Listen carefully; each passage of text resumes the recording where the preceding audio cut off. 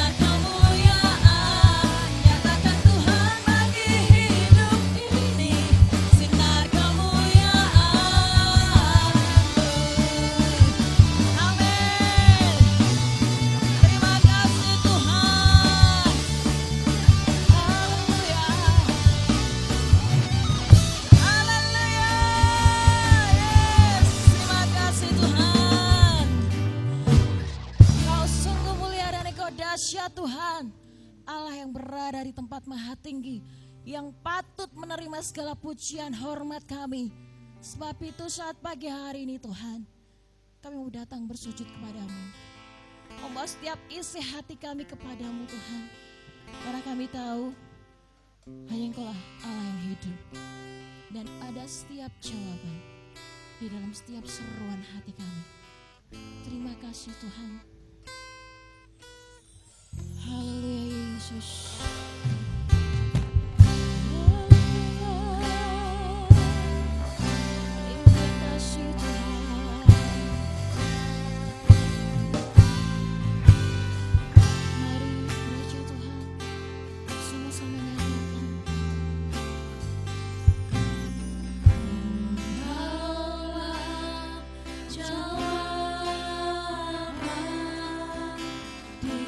Disertai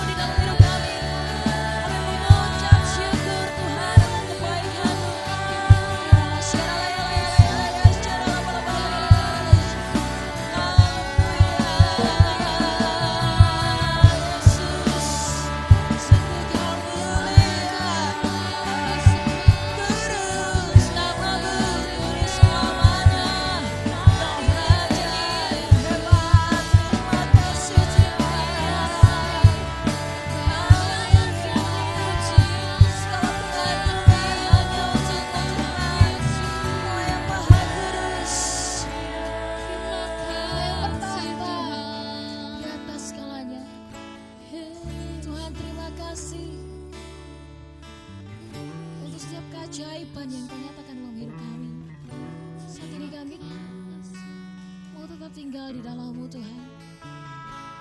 Biarlah hanya Engkau saja yang berdaulat atas hidup kami. Biarlah hidup kami berkenan di dalam-Mu. Yesus, bertahtalah atas setiap hati kami. Engkaulah Tuhan, Engkaulah Raja, berdaulat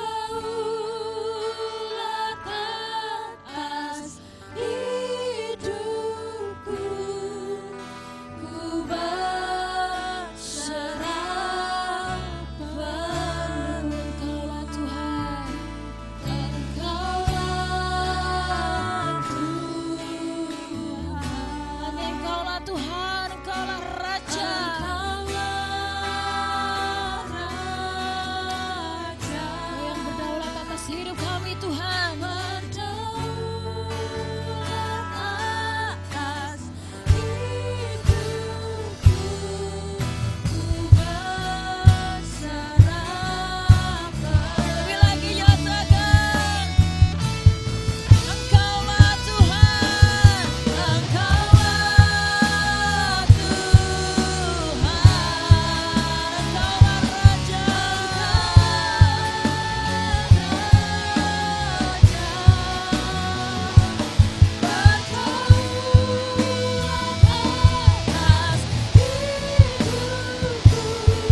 ku berserah penuh. Engkaulah Tuhan, Engkaulah Tuhan, Engkaulah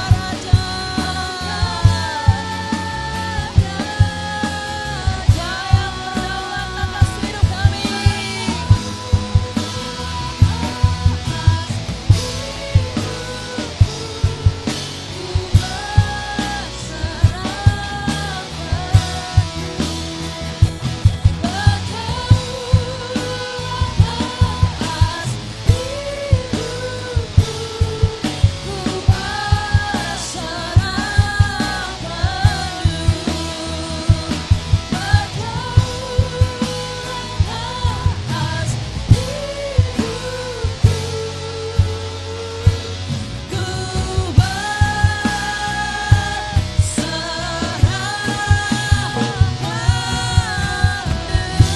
Beri kemuliaan untuk Allah kita. Beri kemuliaan untuk Allah kita lebih dahsyat lagi. Haleluya. Haleluya.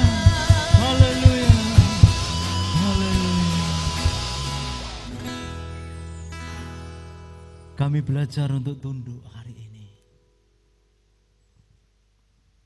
Kami belajar untuk menghormati hadirat-Mu saat ini. Kami boleh rasakan Tuhan, hadirat-Mu ada di dalam tahta hati kami. Dan kami tahu ketika Engkau bertahta di dalam hati kami, Engkau berdaulat penuh atas kehidupan kami. Mari Yesus, kami mau mendengar kebenaran firman-Mu. Allah Roh Kudus sendiri yang menerjemahkan kebenaran-Mu itu di dalam pusat kendali hidup kami. Sehingga kami boleh menerima, bahkan Engkau memampukan kami untuk melakukannya. Mari Roh Kudus, urapi kami semua. Di dalam nama Tuhan Yesus, hamba-Mu berdoa dan mengucap syukur. Bersama-sama katakan, amin. Silakan duduk Bapak Ibu. Salam, sehat semua ya? Iya, saya melihat dari sini, meskipun saya tidak melihat senyum panjenengan, tapi dari wajah dan tatap mata panjenengan ketahuan bahwa saudara terberkati. Amin. Baik, saudara yang saya kasih dalam nama Tuhan Yesus, saat ini saya diberi tema oleh gereja mengenai hubungan keselamatan dengan pelayanan. Makanya kemudian next, monggo saya mengambil sebuah tema ini Bapak Ibu. Jangan hanya bertopang dagu, Maksudnya apa? Jangan hanya bertopang dagu. Bahasa kerennya ojo gur meneng wae gitu ya.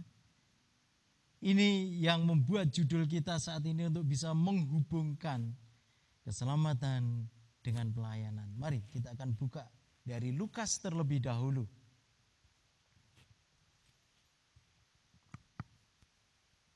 Lukas 24 ayat 46. Yesus berkata lagi kepada mereka, ada tertulis bahwa Kristus harus menderita dan bangkit dari antara orang mati pada hari ketiga. Next. Ya, ini dia. Saudara yang saya kasih dalam nama Tuhan Yesus, kita mau mulai dari sini. Saya yakin di Jumat Agung ini sudah dikupas tuntas. Dan minggu berikutnya ini juga dikupas tuntas.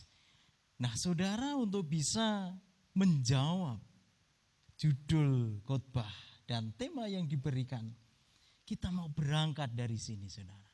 Kristus harus menderita dan bangkit dari antara orang mati.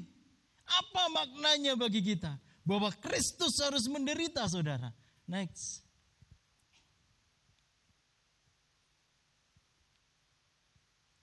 Ini dia.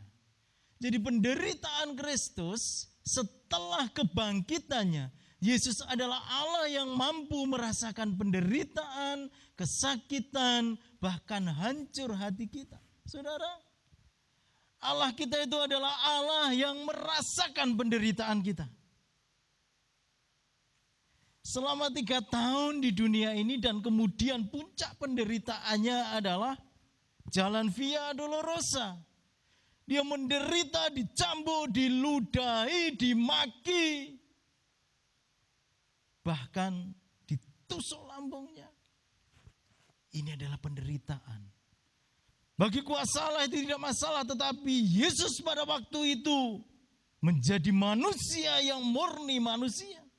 Ia mampu mengalami rasa sakit itu, saudara.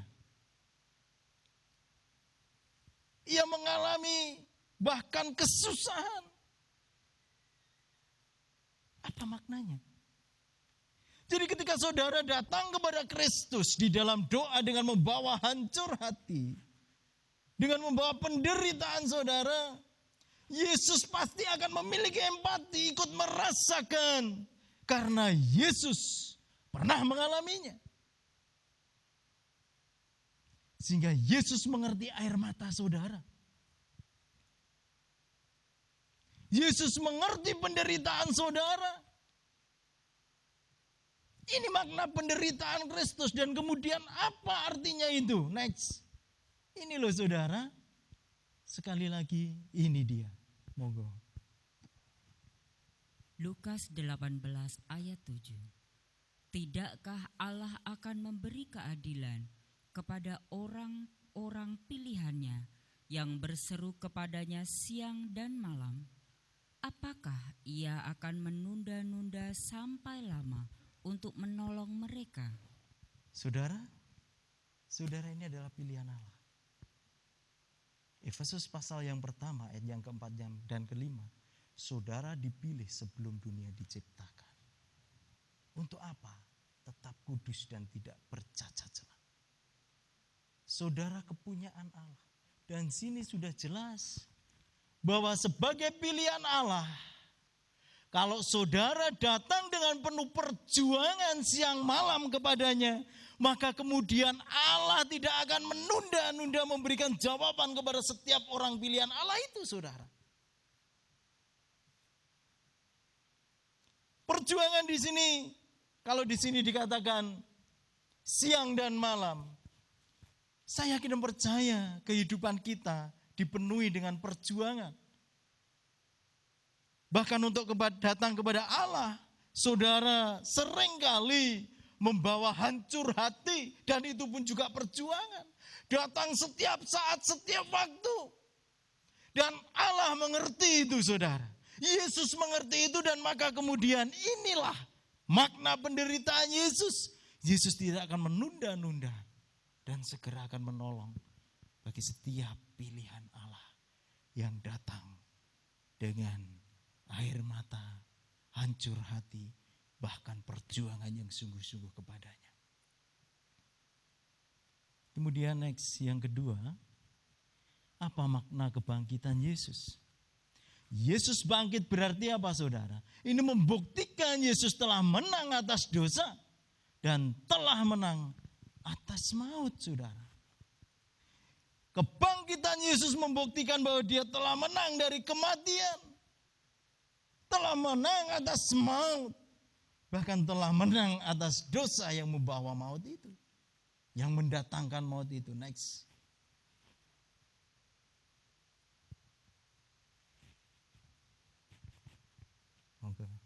Roma 6 ayat 9. Karena kita tahu bahwa Kristus sesudah ia bangkit dari antara orang mati, tidak mati lagi.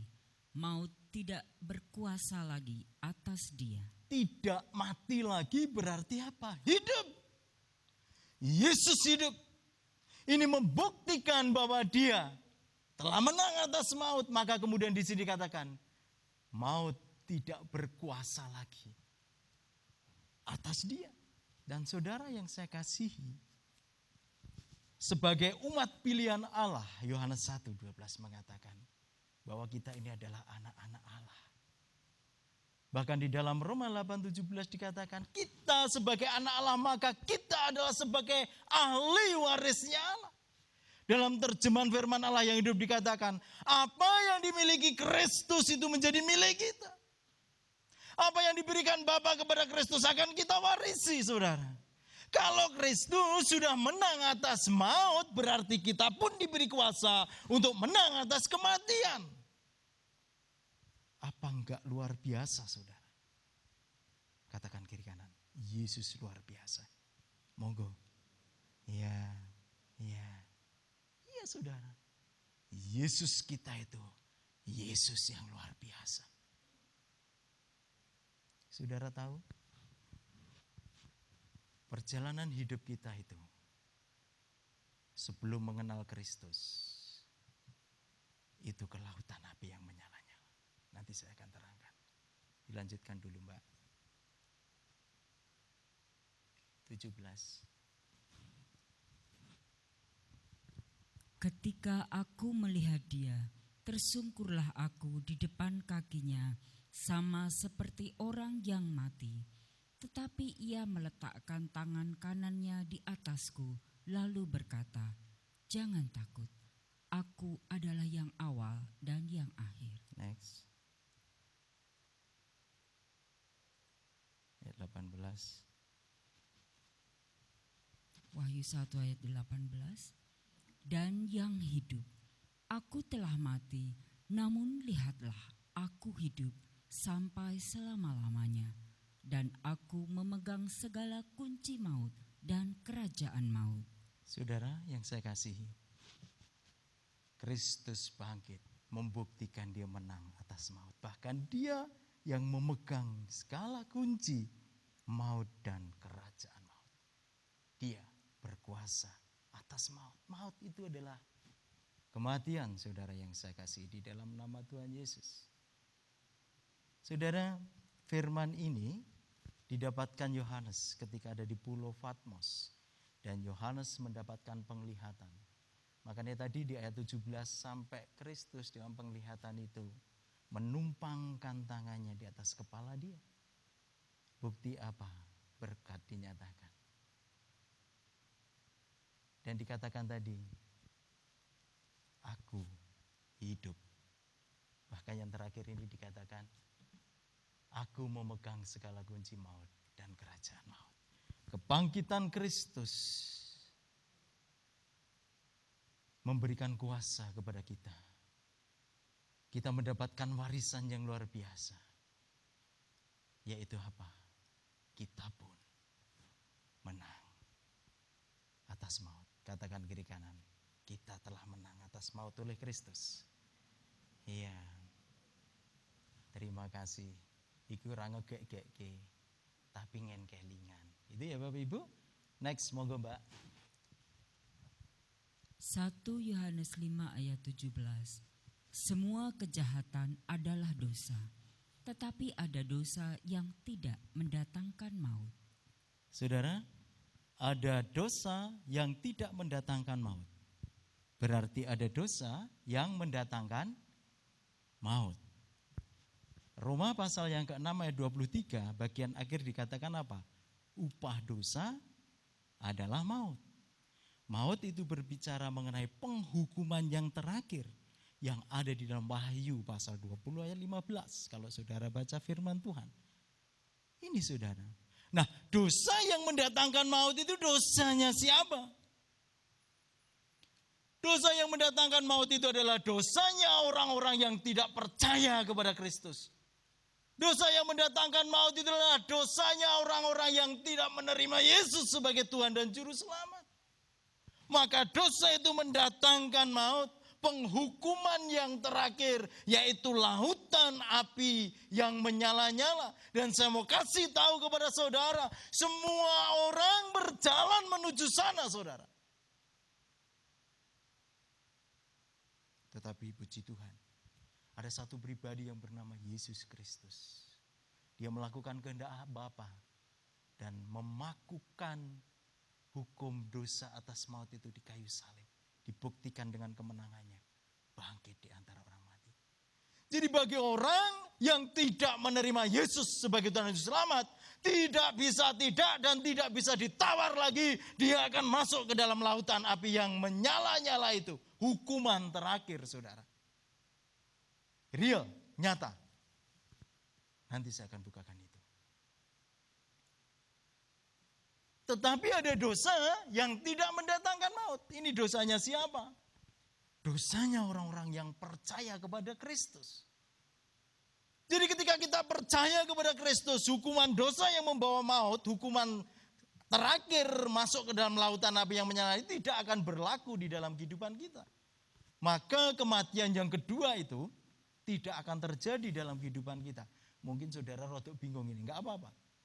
Nanti ikut pembelajaran sekolah pelayan Tuhan.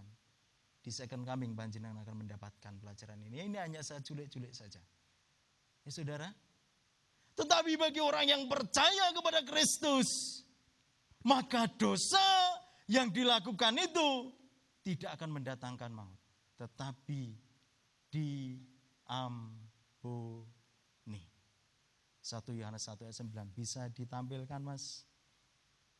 Alkitabnya aja, ini enggak ada di slide. Ya, terima kasih.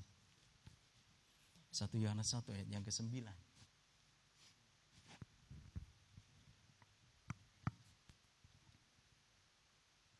Biar panjenengan tahu dan terbuka. Monggo Mbak. 1 Yohanes 1 ayat 9. Jika kita mengaku dosa kita, maka Ia adalah setia dan adil, sehingga Ia akan mengampuni segala dosa kita dan menyucikan kita dari segala kejahatan. Ini loh saudara. Jadi bagi orang yang percaya kalau dia mau mengakui dosanya, mengakui kepada siapa? Kepada Kristus, saudara. Jadi ketika saudara berbuat dosa, ketika saudara sudah menerima Kristus, Kristus ada di dalam hati saudara, maka saudara bisa mengakuinya di hadapan Kristus. Maka kemudian Kristus akan apa saudara? Setia dan adil. Ia akan mengampuni segala dosa saudara dan menyucikan saudara dari segala kejahatan. Permasalahannya adalah bagaimana dengan orang yang tidak memiliki Yesus? Mau diakui kepada siapa? Orang duwe Gusti Yesus kok. Ini loh saudara. Bagi orang yang tidak percaya Kristus, dosa itu tetap membawa maut. Tapi bagi saudara yang sudah menerima Kristus sebagai Tuhan dan Juru Selamat, mengakui dia dengan mulut dan menerima dia di dalam hati, maka dia itu setia dan adil. Ketika saudara mengakui dosa saudara yang saudara perbuat setiap hari, saya mau katakan, ketika saudara menerima Kristus, saudara ini belum sempurna. Roh saudara sudah diperbaharui tetapi belum sempurna. Maka gak heran kalau kemudian Kolose 3 ayat yang 10 mengatakan apa? Kita sudah diberikan kehidupan yang baru, tetapi kita diperbaharui setiap saat untuk menjadi sempurna seperti kalenya. Untuk menjadi sempurna seperti Kristus. Kita belum sempurna, saudara, masih berbuat dosa. Saudara, di dalam Roma 3 ayat 23, ketika kita jatuh di dalam dosa, dikatakan semua orang telah berbuat dosa dan telah kehilangan kemuliaan Allah. Jadi ketika kita melakukan dosa, meskipun kita sudah diampuni dosa yang membawa maut, ketika kita jatuh dalam dosa, sebenarnya kita terpisah dari Allah. Dan Allah tidak mau kita terpisah dengan Allah. Karena apa? Allah tahu kita ini penuh kelemahan. Allah rindu supaya kita selalu terhubung dengan Dia. Mengandalkan Dia, maka kemudian apa? Ketika kamu berbuat dosa di dalam ketidaksempurnaanmu, Ia setia dan adil kalau saudara mengakuinya di hadapan Kristus. Amin. Dosamu diampuni, kejahatanmu disucikan. Apa enggak hebat? Apa enggak luar biasa, saudara? Saking hebatnya dan saking luar biasanya kemudian ada yang mengatakan, nek ngono tak gawe dosa, sak oke. Gitu ya. Amin. Ayo, sapa semuni amin. Ora enek. Ya. Jangan jegideg. Jangan beguguk makutha watu. Sirahe dadi atos. Sak kepenake udele dhewe. Mengisi kehidupan dengan hal-hal yang tidak berguna. Orang yang sudah tahu kebenaran itu harus meninggalkan dosa. Roma 6, 11, 12, 13 nanti diwaos piyambak. Harus meninggalkan dosa. Dosa jangan menjadi gaya hidup. Ya saudara, dosa jangan menjadi gaya hidup. Ayo bagi orang yang tetap nekat, kita buka di dalam Ibrani pasal yang ke-10 ayat 26 dan 27. Ini sing nekat-nekat itu loh, sing genen nerobos itu loh, ya. Coba. Sebab jika kita sengaja berbuat dosa sesudah memperoleh pengetahuan tentang kebenaran, maka tidak ada lagi korban untuk menghapus dosa itu. Tetapi yang ada ialah kematian yang mengerikan akan penghakiman dan api yang dahsyat yang akan menghanguskan semua orang durhaka. Jadi ketika saudara sudah mengetahui kebenaran, saudara sudah diselamatkan, tetapi saudara masih jegideg dan mau berbuat dosa setiap saat, setiap waktu, maka di sini dikatakan apa? Tidak ada lagi apa Bapak Ibu? Korban untuk menghapus dosa. Lah yang ada apa? Ayat 27. Saya tidak ngancam, ini firman Tuhan, monggo.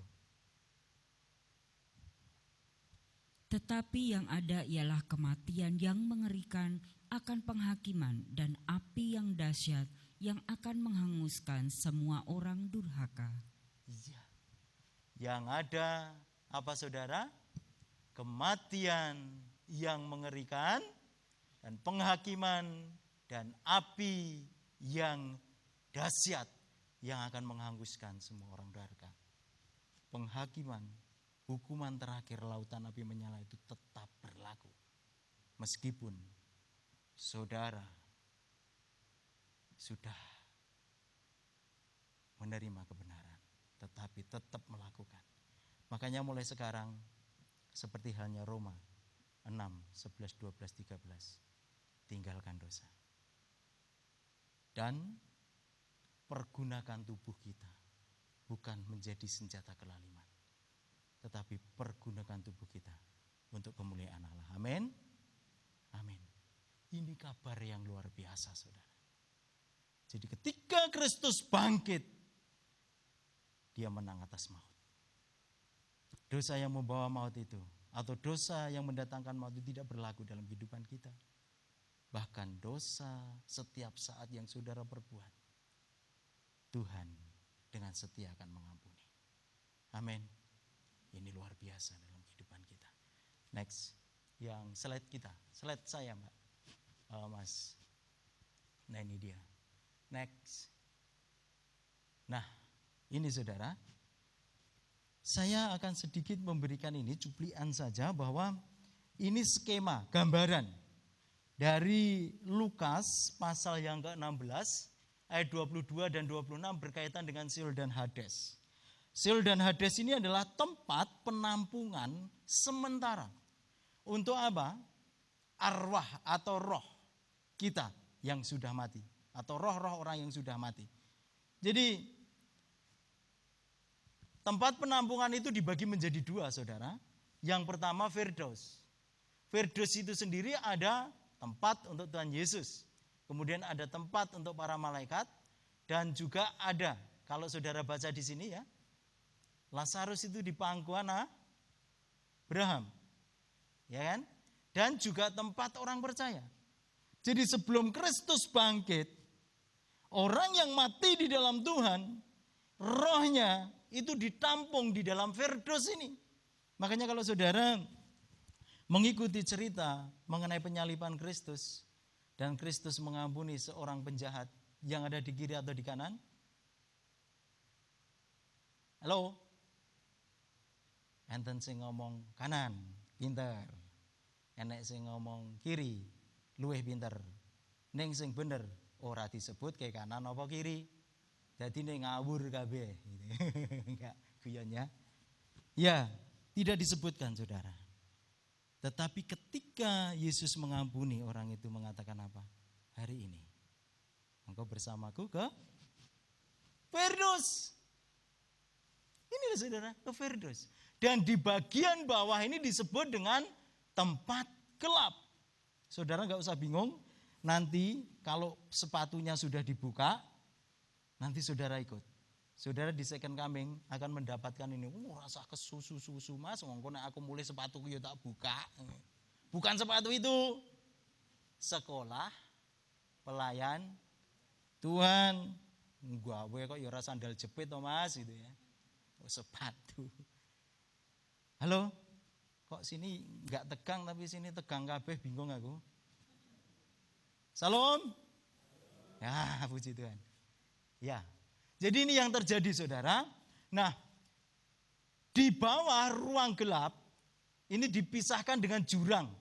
Kalau saudara tahu ya, orang kaya dan Lazarus, ceritanya itu di sini. Maka Lazarus itu ada di pangkuan Abraham. Si orang kaya ini bengok-bengok, mbok aku ditetesi banyu. Lazarus kuwi kok nyelup ke apa? Telunjuknya ke air biar itu menetes. Dikatakan apa? Di antara kita terpisah. Apa saudara? Jurang yang tak terseberangi. Ini loh saudara. Ceritanya itu. Dan kemudian di ruang gelap itu ada Tartaros. Tartaros itu tempatnya iblis. Saudara enggak usah ngoyo-woro. Arep ngenekne piknik nyang Tartaros. Jangan. Ya. Enggak usah. Kuwi nggone iblis ya. Kemudian ada Abusos, tempat roh-roh jahat. Ya, roh-roh jahat itu ya oke. Enek setan, kemudian enek tetean, blundung peringis, pocongan dan lain sebagainya. Kumpulannya ada di situ. Nek arisan ya di sini nih saudara. Di Abusos ini. Gitu ya. Dan kemudian yang terakhir nih, tempat orang yang tidak percaya. Ayo. Ini tempatnya orang yang tidak percaya itu di ruang gelap yang disebut di Hades. Hades itu neraka. Neraka itu belum penghakiman yang terakhir. Penghakiman yang terakhir itu adalah lautan api yang menyala-nyala. Hades neraka itu baru tempat penampungan roh-roh orang yang tidak percaya. Dan tempatnya iblis di situ. Demet, tetean, pocongan, glundung peringis dan lain sebagainya ada di situ saudara. Nah apa yang dilakukan oleh Kristus setelah Kristus bangkit saudara? Next.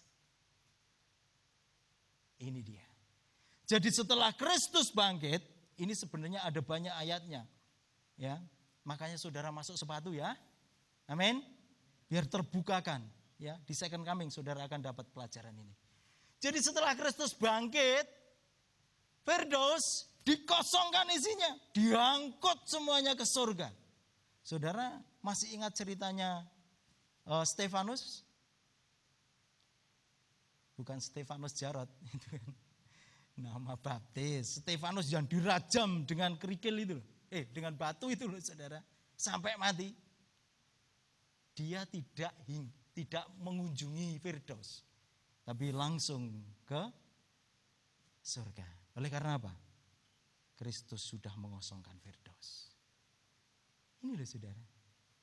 Ya, Firdaus sudah dikosongkan. Maka kemudian kalau ada orang mati setelah kebangkitan Kristus, tidak mampir neng Firdaus. Firdaus itu sudah ditutup saudara. Iya benar. Firman-Nya mengatakan gitu. Firdaus ini sudah ditutup dan kemudian yang di bagian bawah ini tetap terbuka sampai saat ini. Makanya orang-orang yang tidak mengenal Kristus ditampung semuanya di sini. Orang-orang yang mengkhianati Kristus ditampung semuanya di sini saudara. Dan apa yang akan terjadi? Orang-orang yang ditampung di sini. Next.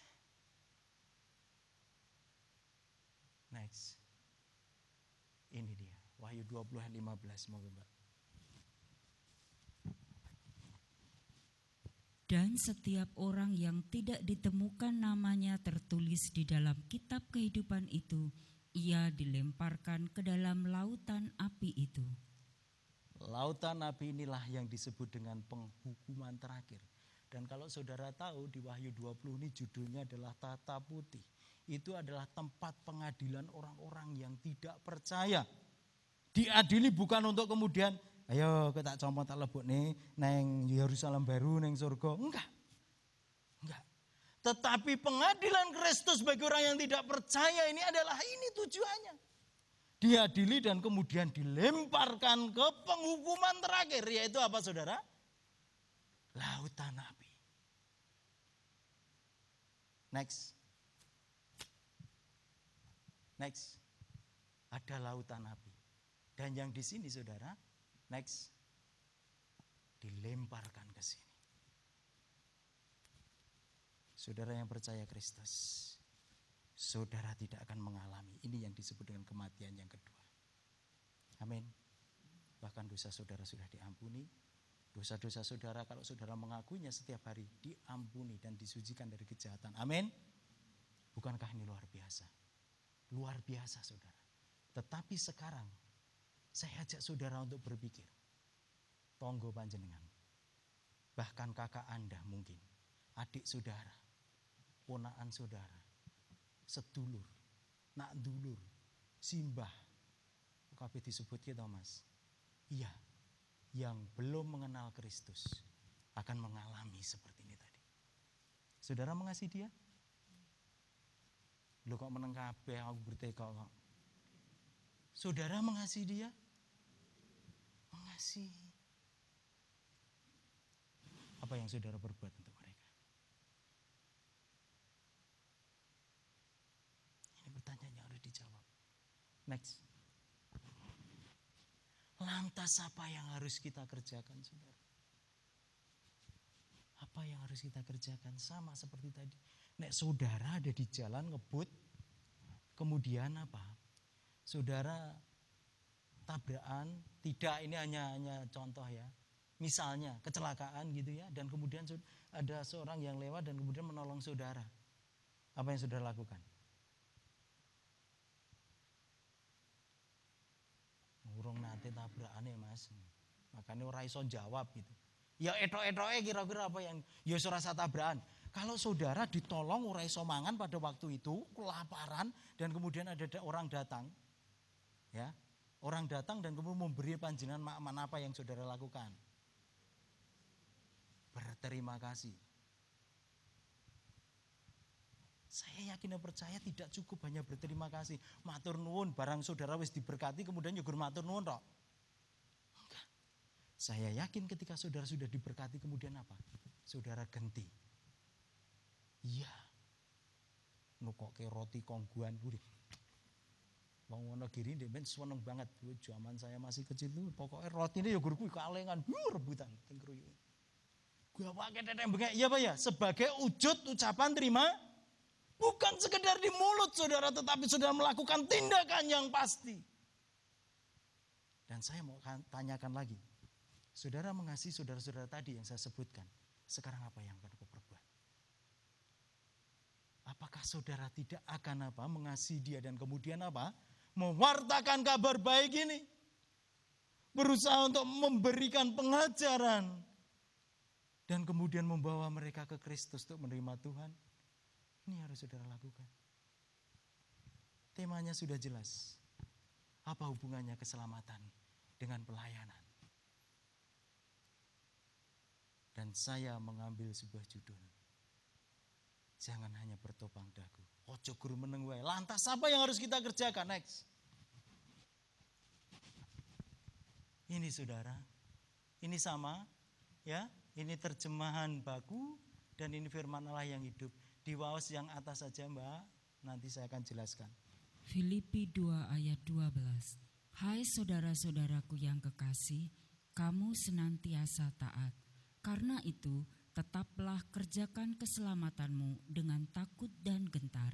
Bukan saja seperti waktu aku masih hadir, tetapi terlebih pula sekarang waktu aku tidak hadir. Saudara, firman ini untuk siapa? Untuk siapa?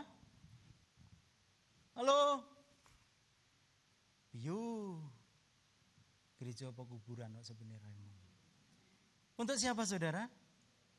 Ya, tadi dibacakan hai. Ya kan? Halo. Hai saudara-saudara. Saudara jawab apa? Hai juga gitu ya. Ada yang jawab hai juga? Apa guru meneng bae ndredeg. Ki kunjuk piye ya terus gitu. Ya dijawab no. Mesake sing maos. Wis maos apa-apa. Hai juga gitu kan. Ini untuk saudara loh ya. Ini sudah jelas di sini saudara. Ada satu hal yang harus kita kerjakan setelah kita diselamatkan apa saudara? Tetap kerjakan keselamatanmu dengan takut dan gentar. Tapi kalau kita misalnya menerjemahkan ini, tetap kerjakan keselamatanmu dengan takut dan gentar. Terjemahannya kepiye kira-kira? Aku mau teko Niko reson jawab, aku teko Ayu. Jawaban ojo mau tak pulang ojo. Apa kira-kira? Iso apa ora? Kangelan apa ora? Kangelan. Itu loh saudara. Ketika saudara tetap kerjakan keselamatanmu dengan takut dan gentar. Kinjuk piye maksudnya iki kan gitu ya saudara. Tetapi ada terjemahan firman Allah yang hidup ini yang memudahkan. Coba mari kita akan screenshot yang ini dan yang terjemahan firman Allah yang hidup yang mudah dimengerti. Next. Ini loh saudara. Nih. Next. Nah, hope. Tetaplah kerjakan keselamatanmu. Maksudnya piye? Next.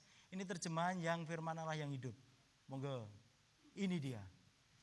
Tetap kerjakan keselamatanmu itu maksudnya adalah saudara harus lebih banyak berusaha untuk mengerjakan hal-hal yang baik sebagai buah-buah keselamatan. Oke, saya mau katakan buah-buah itu jamak apa tunggal? Siji apa akeh? Berarti melakukan perbuatan baik sebagai buah-buah keselamatan kuwi oke. Ora mung sak sidil enggak.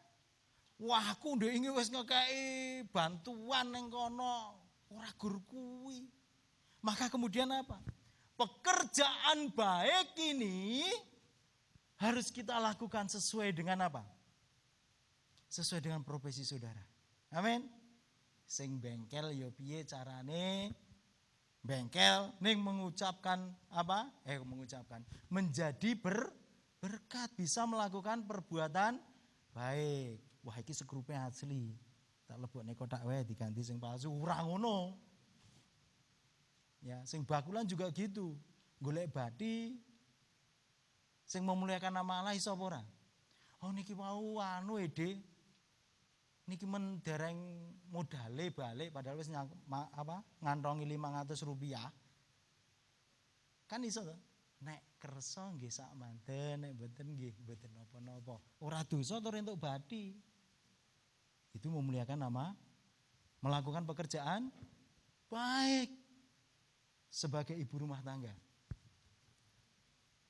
Kejadian 2 ayat 18, Anda diciptakan sebagai seorang penolong atau penodong atau perongrong. penolong ya, saya tahu.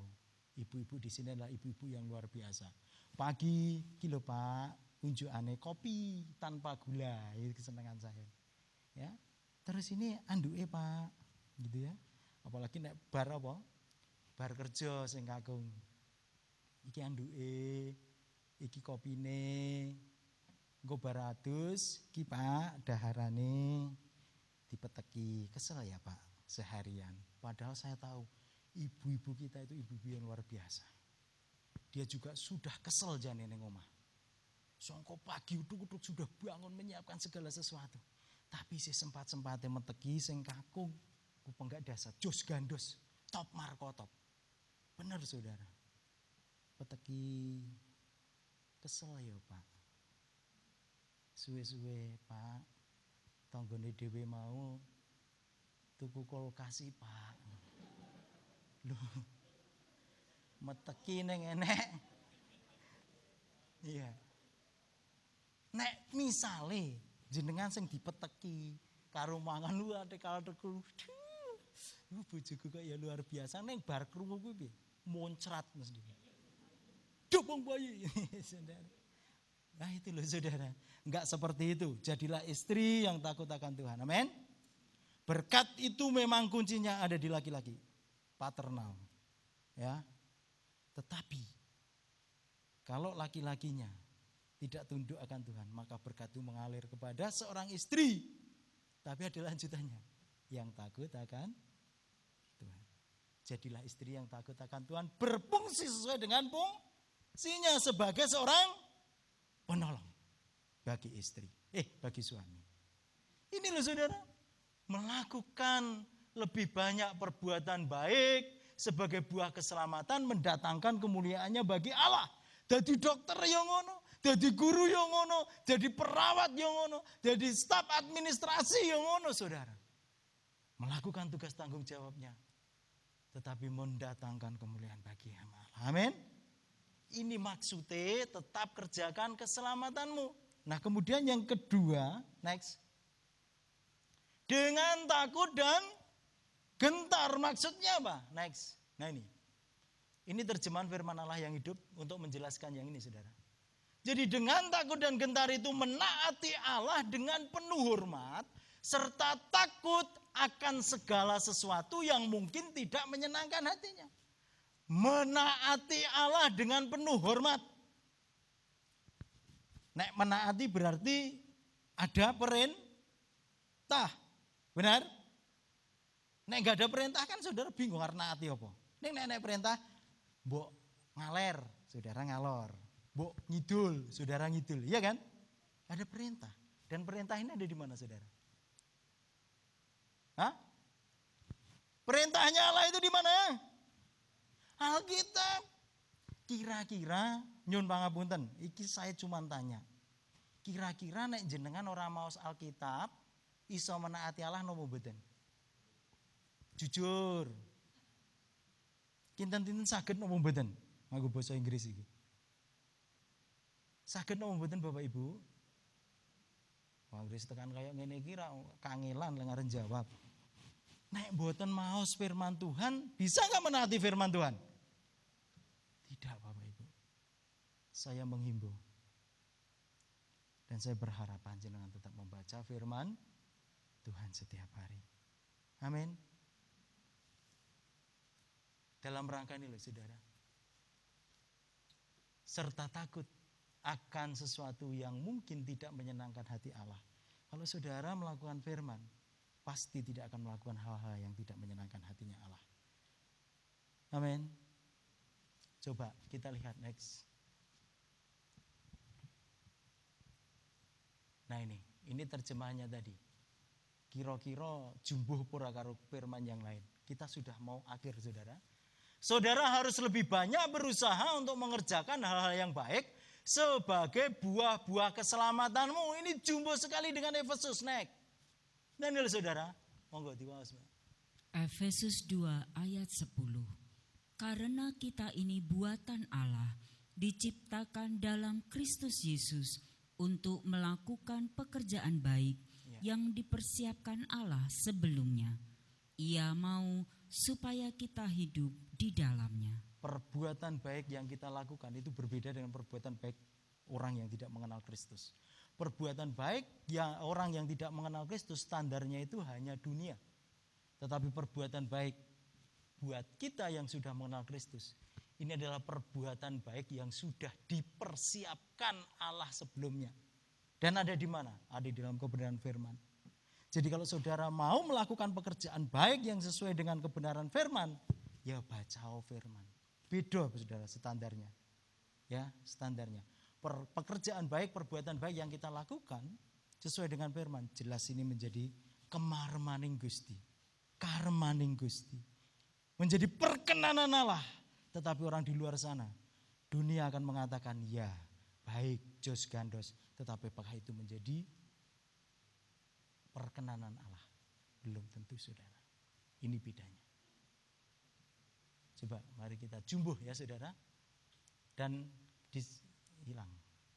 Dan Allah rindu supaya kita hidup di dalamnya. Di ayat yang terakhir tadi. Hidup di dalamnya itu apa? Hidup di dalam pekerjaan baik. Kemudian ada pertanyaan, apakah pekerjaan baik itu menyelamatkan? Tidak. Tidak. Pelajaran ini ada di pelajaran salvation. Ada di pelajaran keselamatan. Saya tidak akan menerangkan. Next. Dan ini terjemahan yang kedua, dijumbuki dengan firman. Menaati Allah dengan penuh hormat, serta takut akan segala sesuatu yang mungkin tidak menyenangkan hatinya. Menaati Allah. Ada banyak perintah, tetapi saya ambil satu aja. Saya sesuaikan dengan apa? Dengan amanat agung Tuhan Yesus. Coba next. Nah ini di sini. Mau gak? Matius 28 ayat 19. Karena itu, pergilah dan muridkanlah semua bangsa. Baptiskanlah mereka dalam nama Bapa dan Anak dan Roh Kudus. Maknanya seperti apa saudara? Next.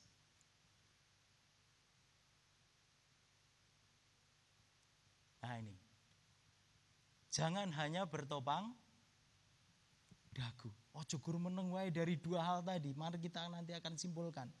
Jangan hanya bertopang dagu. Maksudnya apa? Next kesimpulannya. Ini dia. Tetaplah kerjakan keselamatanmu dengan takut dan gentar. Maksudnya adalah tetap melakukan perbuatan baik untuk memuliakan Allah sebagai bentuk pelayanan kita. Pelayanan tidak harus nenteng Alkitab, pelayanan tidak harus khotbah di sini, pelayanan tidak harus ada di sini. Sesuai dengan pekerjaan panjenengan, layani Tuhan dengan baik. Amin. Amin. Amin itu tanda setuju loh Bapak Ibu. Amin. Ngono loh, ya. Kemudian yang kedua, bagaimana cara kita untuk tetap mengerjakan keselamatan, mengisi keselamatan yang Tuhan telah berikan kepada kita? Tetap melakukan penginjilan, karena ini amanat agung. Tugas setiap orang percaya. Pelayanan yes melalui setiap pekerjaan kita, tetapi penginjilan harus kita lakukan. Saudara yang saya kasih dalam nama Tuhan Yesus, sudah jelas. Tema diberikan kepada saya, apa hubungannya keselamatan dengan pelayanan? Saya mengambil tema, jangan hanya bertopang dagu, ojo mung meneng wae. Jadi setelah saudara diselamatkan, saudara sudah dimerdekakan dari hukuman maut itu. Isi keselamatan itu, kerjakan keselamatan itu dengan tetap melakukan pekerjaan baik, perbuatan baik sesuai dengan apa? Sesuai dengan apa yang saudara kerjakan saat ini. Dan itu adalah bentuk pelayananmu. Syukur bagi saudara, melalui pekerjaan Tuhan, melalui pekerjaan yang saudara ambil, saudara menebarkan kabar baik itu, menginjil untuk mereka untuk diselamatkan. Pertahankan Kristus, karena Dia yang mampu menghapus dosa dari penghukuman yang terakhir itu. Bahkan Dia yang mampu mengampuni dosamu setiap saat ketika engkau mengakuinya di hadapannya. Pertahankan Dia. Tetapi bagi saudara yang belum pasti menerima Kristus atau belum pasti memiliki Kristus, hati-hati. Saudara harus menerima Dia. Karena kalau enggak, perjalanan hidup saudara menuju penghakiman yang terakhir. Saya tidak meden-medeni, tetapi firman Tuhan tadi sudah jelas saudara. Baca sendiri, lautan api yang menyala-nyala. Terima dia sebelum terlambat. Kita akan memujikan pujian ini. Haleluya Yesus. Kekuatan di jiwaku. Haleluya. Inilah kekuatan yang ada di dalam jiwa, di dalam hati kita. Ya, perkenanan Allah dan kuasa Allah yang ada dalam kehidupan kita. Itulah yang menjadi kekuatan kita dan memampukan kita untuk tetap berjalan di dalam kehendak rencana. Haleluya. Datang kepada Dia, akui segala dosa, terima Dia sebagai Tuhan dan Juru Selamat, dan jaga hubungan itu. Maka saudara akan mendapatkan kekuatan untuk mengerjakan keselamatanmu di setiap saat, setiap waktu. Haleluya Yesus. Amin. Mengiring Dia seumur hidup kita sampai akhirnya nafiri Allah itu dibunyikan dan kita kedapatan tetap setia kepada-Nya. Dan ketika nafiri Allah itu dibunyikan, saudara dimampukan mengatakan sendika dawuh Gusti. Haleluya. Saudara menjadi pribadi-pribadi yang berkenan di hadapan Allah. Haleluya. Amin. Haleluya. Haleluya. Glory Yesus.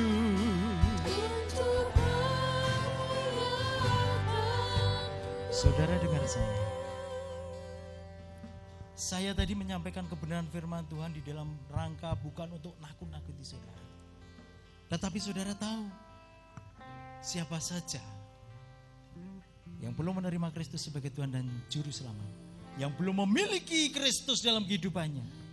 Saudara tahu akibatnya. Perjalanan saudara sedang menuju ke lautan api yang menyala-nyala itu.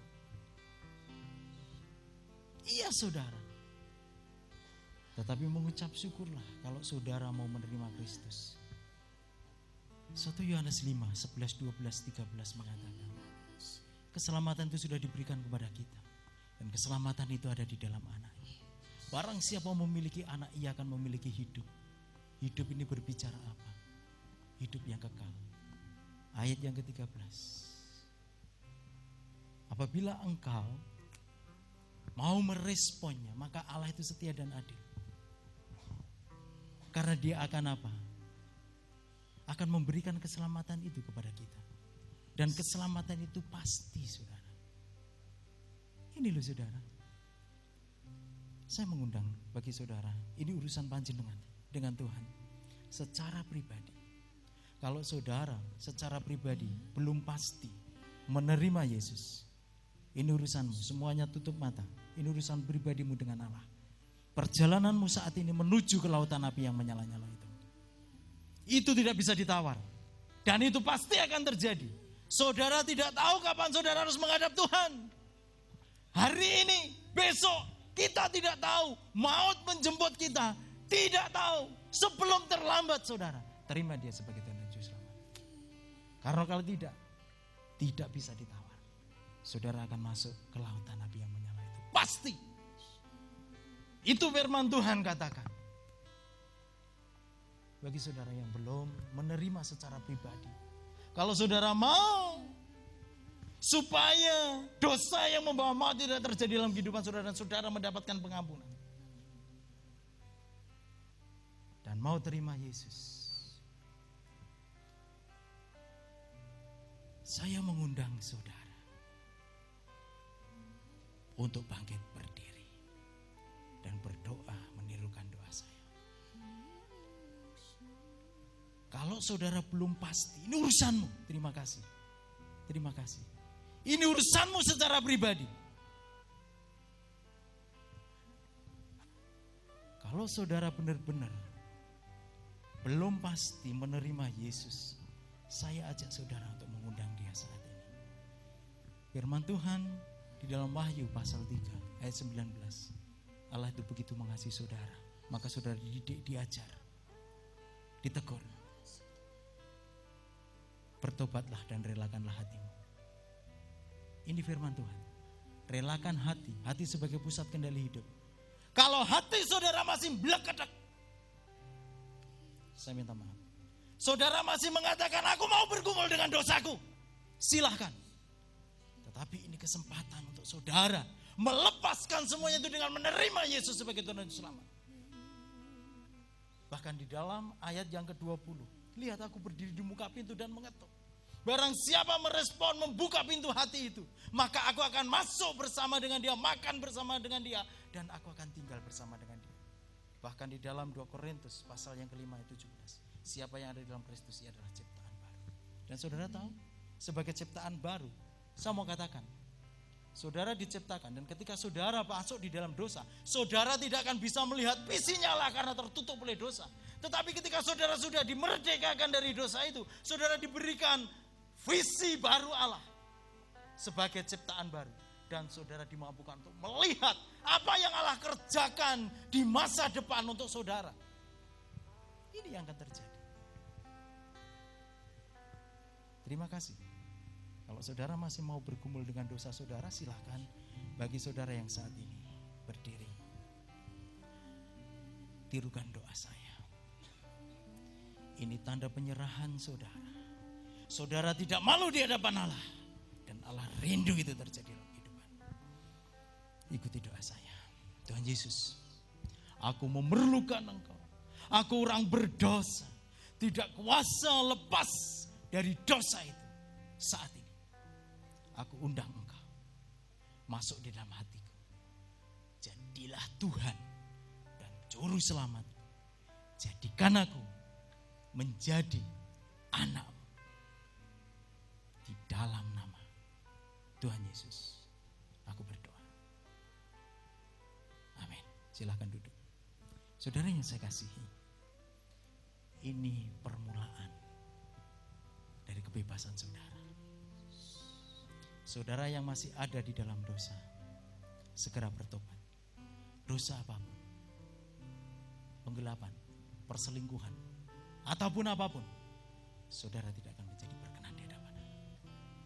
Arahnya jelas. Saudara yang sudah diberi kemerdekaan, bahkan sudah mengerti kebenaran, tetapi tetap bambung dan melakukan dosa itu menjadi gaya hidup. Ibrani 10, 26, 27 sudah jelas. Tidak akan ada korban penghapus dosa. Yang ada apa? Lautan api yang menyala-nyala. Ini harusnya menjadi pergumulan saudara. Saya akan berdoa untuk saudara. Bapa Kerajaan Surga, kami mengucap syukur untuk siang hari ini. Kami yakin dan percaya, satu orang bertobat di hadapan-Mu, firman-Mu katakan selaksa-laksa malaikat bersuka cita di surga. Mari Tuhan, hamba-Mu berdoa kepada saudara-saudara kami yang saat ini masih bergelimang di dalam dosa. Sadarkan mereka Roh Kudus. Dan buat mereka yang saat ini sudah hidup benar di hadapan Engkau, kami mengucap syukur. Ajar mereka untuk tetap senantiasa berjalan dalam kehendak rencana. Terima kasih Tuhan untuk siang hari ini. Kami rindu kuasa-Mu menyatakan dalam kehidupan kami setiap saat, setiap waktu. Sehingga kami Engkau mampukan untuk mengisi keselamatan yang telah Engkau berikan itu. Dengan menjadi dupa yang harum di hadapan Engkau. Melakukan pekerjaan baik sebagai bentuk pelayanan kami. Dan tetap mengabarkan Injil kerajaan-Mu dan Injil keselamatan. Di dalam nama Tuhan Yesus semua berdoa. Haleluya. Amin. Sungguh luar biasa kalau kita boleh diberkati dengan firman Tuhan. Kita mulai saat ini, kita akan tetap percaya pada Tuhan dan akan tetap menjadi saksi yang hidup buat setiap orang yang ada di luar sana. Amin. Mari bersama-sama saat ini kita akan menyaksikan beberapa pengumuman dari gereja Yang pertama kita akan menyaksikan pengumuman rekrutmen dari OMG dan nanti akan dilanjutkan oleh pengumuman gereja yang diwakili Pintas. Waktu dan tempat kami persilakan. Shalom Bapak Ibu, Jemaat GSG Dona yang dikasihi Tuhan. Bagi Bapak Ibu yang rindu untuk melayani Tuhan, organisasi musik gereja membuka training bagi pelayan Tuhan meliputi tamborin dan dance, musik, singer, multimedia, dan sound system.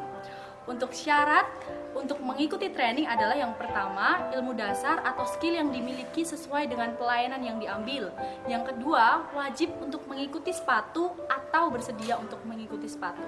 Yang ketiga, usia minimal 16 tahun dan sudah menjadi jemaat GSG Dionayu minimal 1 tahun.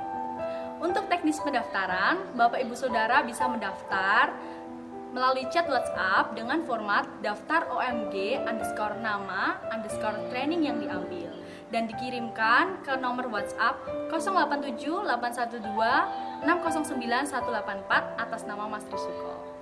Bagi Bapak Ibu yang tergerak hati untuk kita sama-sama melayani Tuhan, kami OMG menunggu Bapak Ibu Saudara untuk bergabung bersama kami. Tuhan Yesus memberkati.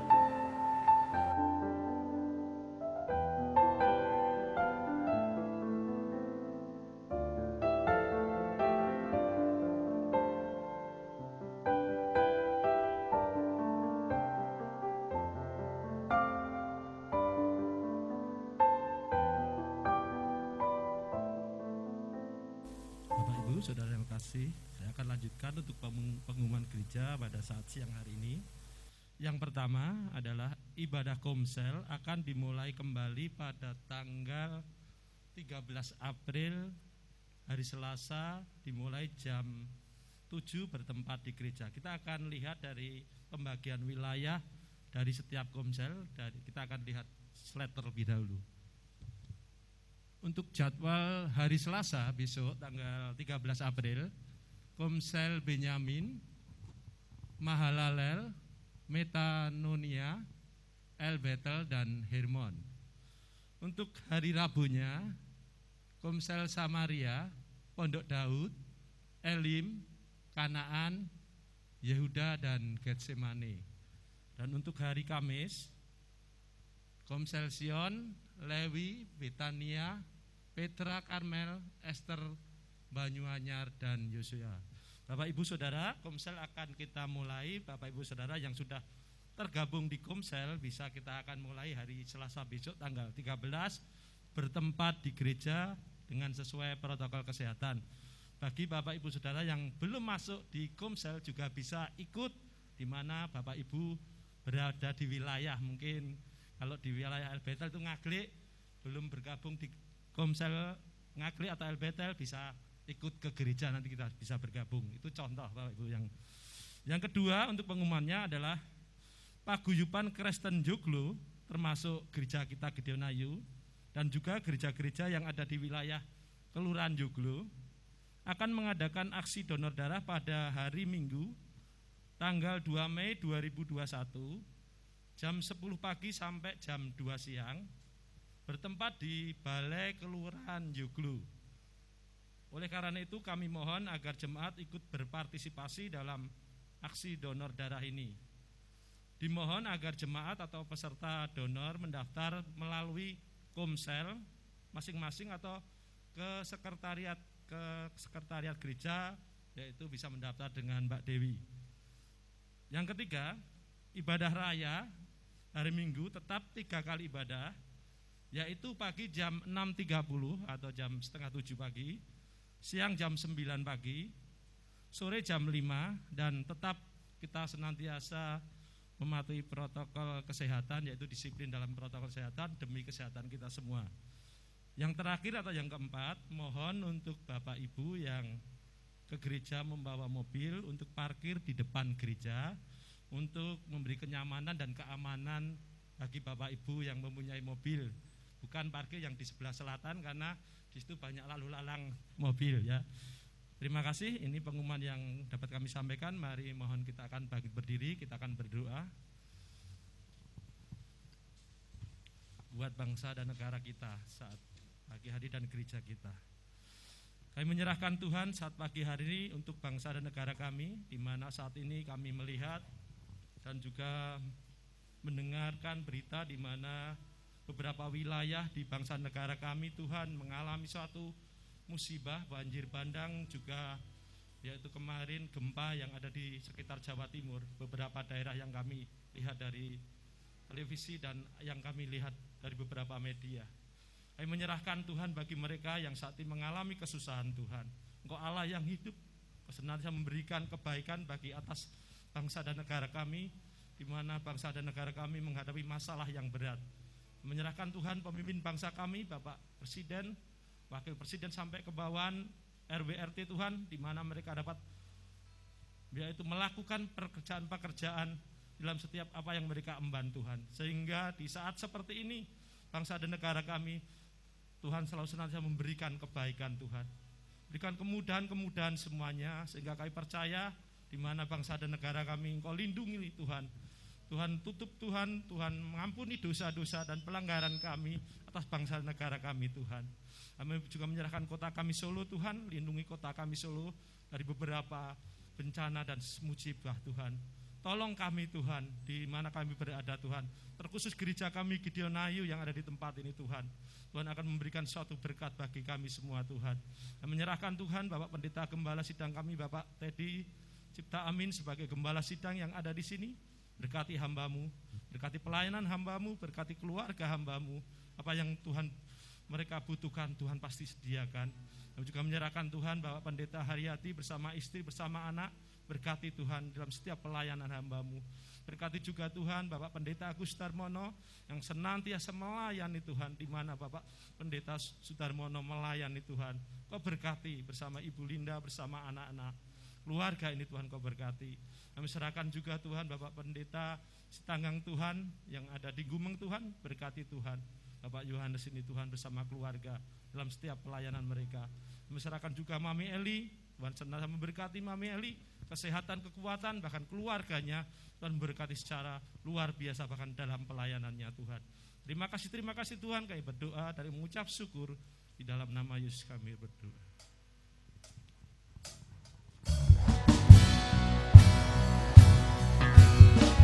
Saya akan berdoa untuk saudari, sama seperti halnya Yabes yang datang kepada engkau, berdoa, ia manusia biasa. Saya berdoa untuk jemaatmu. Mari Allah memberkati pekerjaan, usaha, pendidikan mereka satu persatu. Allah Bapa di dalam keberhasilan dan keberuntungan. Mari Allahku, bahkan ya Allahku, tongkat dan gadamu melindungi mereka dari segala malapetaka yang akan terjadi dalam kehidupan mereka. Bahkan ya Allahku, kuasa darahmu melindungi mereka satu persatu. Kuasa darahmu itu akan melindungi mereka dari segala sakit penyakit, bahkan segala penyebab sakit penyakit, virus, bakteri dan lain sebagainya tahir di dalam nama Tuhan Yesus. Kami yakin dan percaya itu ya Allahku. Haleluya. Terima kasih Tuhan. Sama seperti halnya Yabes, kami percaya Engkau mendengarkan dan menjawab doa kami. Haleluya Yesus.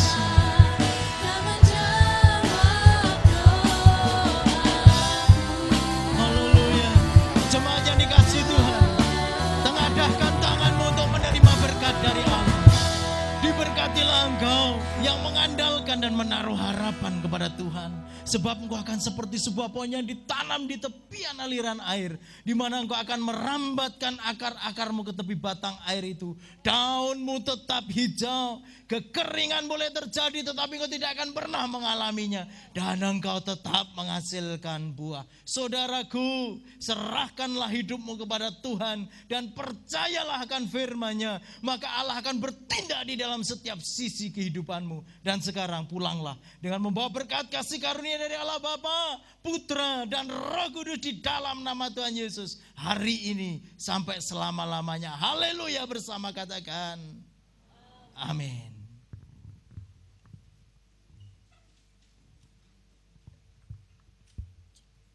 Baiklah, tiba sudah kita di akhir ibadah kita saat minggu hari ini. Kami ucapkan selamat berhari Minggu, selamat beraktivitas, dan Tuhan Yesus memberkati. Dan baik